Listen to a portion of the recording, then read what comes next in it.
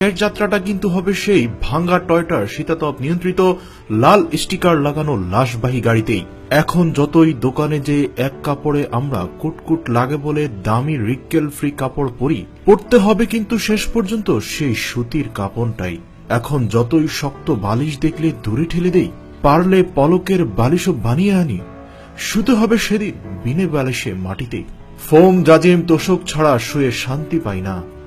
আজ পর্যন্ত কবরে শোয়ার জন্য কেউ চাদরটাও নিয়ে যেতে পারেনি। এখন যতই কফি না খেলে আমার ফ্রেশ লাগে না বলেই সেদিন টঙের দোকানের সস্তা চা পাতাই আমার আশপাশে থাকবে আমার লাশটাকে ফ্রেশ রাখার জন্য। এখন যতই সুগন্ধি সাবান খুঁজি নিজের জন্য, সেদিন কর্পূর দিয়ে শেষ গোসলটা হবে। এখন যতই মসজিদে জুতা হারিয়ে যাওয়ার ভয়ে নামাজে মনোযোগ দিতে পারি না, সেদিন আমাকে ঘর থেকে খাটিয়াতে তুলে খালি পাই বিদায় দিবে।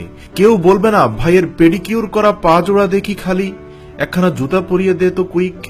এখন যতই প্রশ্নপত্র ফাঁস নিয়ে হাউকাউ করি, সেদিন কবরে যে 3টা প্রশ্ন করা হবে সেগুলো বেঁচে থাকা অবস্থায় ফাঁস হয়ে যাওয়ার পরেও আমরা অনেকেই ঠিকমতো উত্তর দিতে পারবো না।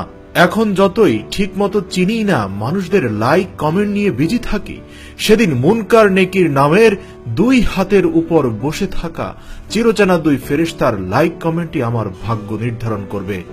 এখন যতই বলি আমার এত ফ্যান ফলোয়ার্স, সেদিন আমাকে কবরে রেখে কেউ অতিরিক্ত 10টা মিনিটও দাঁড়িয়ে থাকবে না, সবাই চলে আসবে। যদি কেউ গোরস্থানের গাছটা ধরে দাঁড়িয়ে থাকে, সেটা হবে আমার বাবা মা, ভাই বোন বা স্ত্রী সন্তানেরা, যাদের জন্য এখন কিনা আমার সময় নেই। আসুন সময় থাকতে নিজের জন্য যে যা পারি নেক আমল করে নিয়ে যাই। শুধুমাত্র এই নেক আমলই কাজে লাগবে, আর সবকিছুই বৃথা।